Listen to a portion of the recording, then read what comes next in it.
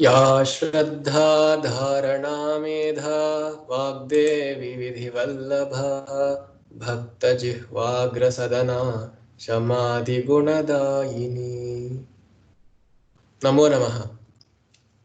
अथ उकारादेश संधिः। Now this Ukaradesha Sandhi comes under the first case.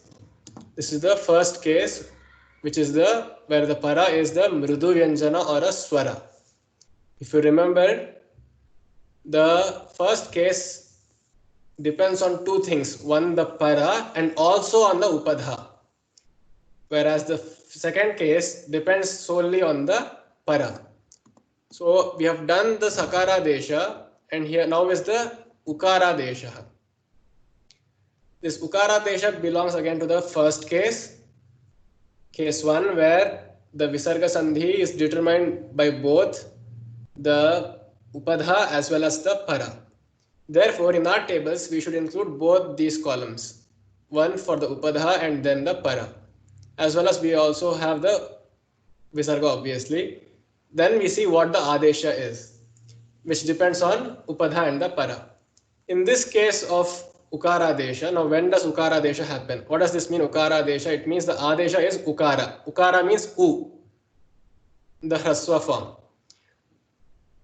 When does that happen? The first, again, in the first part, now it would be quite confusing to call it again a case.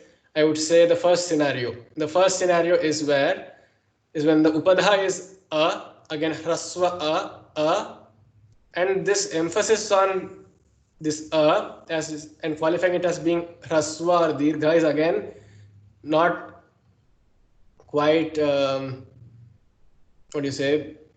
quite how the traditional scholars would do. Because when you just say it already automatically means the Hraswa form, because you're not elongating it when you're pronouncing it. So since it is a phonetic language, you need not give any other name for is that's it. So when you're saying the upadha is you need not say dirgha akara, but just for the sake of emphasis, and since we are all beginners here, so let's use that emphasis and cause it disliking to the traditional scholars. Then so the hraswa purva is the visarga, and then the para.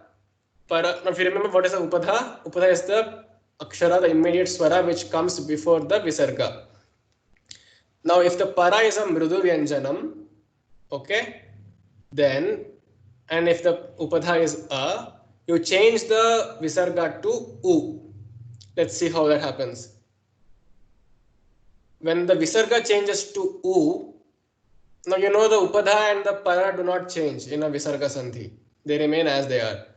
Therefore, in place of the visarga, u has come.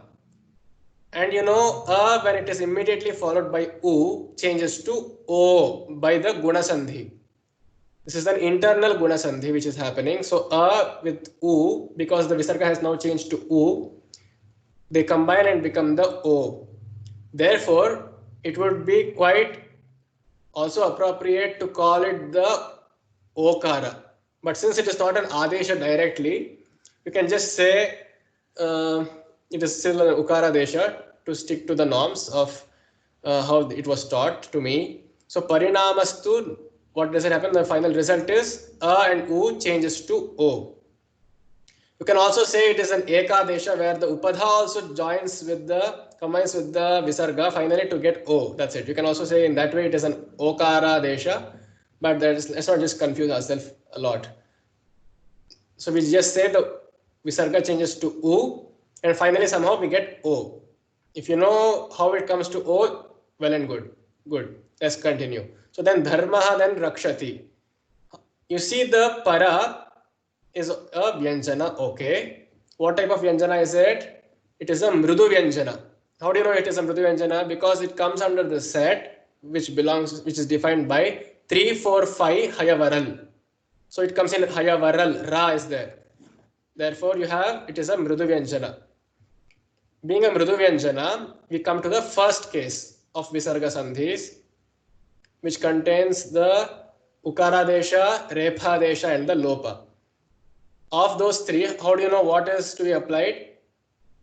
When the para is a mrudu vyanjana and the upadha, see here, dharmaha, aha, the upadha is a, the hraswa a. Therefore, you come, it has satisfied this scenario, a, visarga, mrudu vyanjana, in that order. Therefore, you come to the ukara desha, which is you change the visarga to u, combine it with the upadha to get dharmo, and then the para never changes in visarga, so it remains as it is. So you say dharmo rakshati. Now this is the first scenario. The second scenario where ukara desha happens is when the upadha is again a, the hraswa a, para purva is visarga as usual, and then the para is actually a swara. In the swara, we have, amongst the swaras, we have the hraswa a or the a as the para akshara. The first scenario was where it was a vyanjana and it was a, specifically it was a mrudu vyanjana. In the second scenario, we see the para is a swara.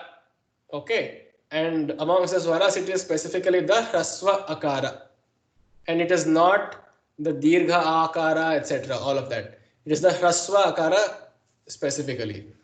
When this is the scenario, again the visarga changes to u. So first, when the, as usual, a and u, when the visarga has changed to u, combine to form o. But now, since a is also again present in the para, and we have o here, which has been born out of a and u in the purva pada, they combine again by the purva rupa sandhi. Purva rupa sandhi, S sandhi, if you can remember that chubby name, to form O itself. Oh, does this happen always? Yes, it happens always, because a visarga always comes at the end of a pada. So it cannot come between a pada. Therefore, you see that the purva rupa sandhi always operates at padanta, right? It operates at the padanta. Therefore, in this case, for a visarga, it is always a padanta, and so the ayadi sandhi is prohibited. Instead, we have the purva rupa sandhi coming in, barging in, and so it becomes the avagraha chinham, the S-like thing comes here. So the a also again elides. You have Krishnaha api. See again, you have a swara here. If it was a karkasha vyanjana, what would have happened? You would have gone to the second case. Correct. But since it is either now here in this case it is a swara, and if it was a mrudu vyanjana also, you would have come to the first case. In this case, you see it is a swara, okay. But what type of swara is it? It is a hraswa akara, good. And what is the upadha? Krishnaha, aha, again. Therefore, it is the a visarga a. So this second scenario. So do the ukara desha. Change the visarga to u. Then you have a with the upadha a combining with the visarga's substitution u to form o. And then this o combines with the para akshara a to form o. Krishnopi. Krishnopi. Okay. But this step of changing o to by doing the pura rupa is not mandatory.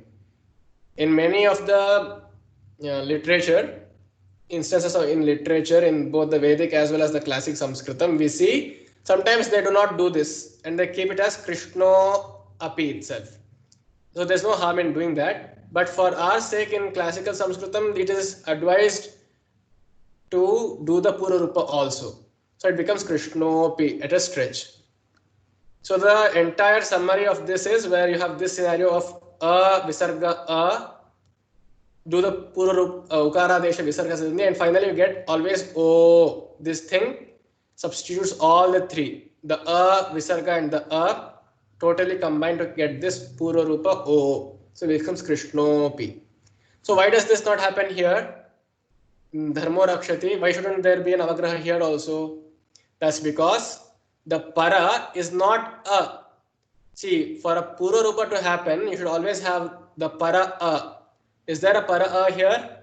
No, you have the ra, the Vyanjana ra. So that is not possible. Some more examples. Balaha atra. Is there? Second scenario. Upadha is also a. Check. Do the Ukaara desha. Finally convert all these three into O. Balotra. That's it. Simple. Ambhaha anila. Again. Aha, ambhaha, a. So finally dissolve all of this and put O. Ambhonila. You have to dissolve this also if you are putting the avagraha. So it becomes ambhonila. Again, balaha ayam. Second scenario. Aha a. Change it to O. Baloyam. Baloyam. See? All these three change to O and then yam. Baloyam. Analaha anilaha. Again, aha a. O. Anilo nila. Analo nila. Analo nila. Then shavaha dhramshati. Is it the same? Is it aha a? No, it is aha dha. Dhra. Okay, so it's a Vyanjana. Good. The flow has been obstructed. Good. So now this dha, is it a mrudu Vyanjana or a karkasha Vyanjana? Now this classification should be at your fingertips. Quickly, like how you find how many days are there in a month. Somehow you find a trick of finding what it is, if it is a mrudu Vyanjana or a karkasha Vyanjana. Now it is the mrudu Vyanjana. You can check it, verified. So shavaha and dhramshati. It becomes, go to the scenario 1. What is the scenario 1? Mrudu Vyanjana, yes. The dha is the mrudu Vyanjana, correct. Is there an upadha a? Shavaha, aha, yes it is. So change it to u. Shavo dhramshati. Shavo dhramshati. Should there be this avagraha? Tell me. You see, yeah. It should be there, no? See, you see the flow here? You have put the avagraha S. Should you put here? No. You see here also, should you put this here? No. Do you put it here? No. Why? Why should you not put it? Go with the flow, right? Baloyam analo nilaha dhramshati nalo jigrat. Should that be so? Tell me in the comments.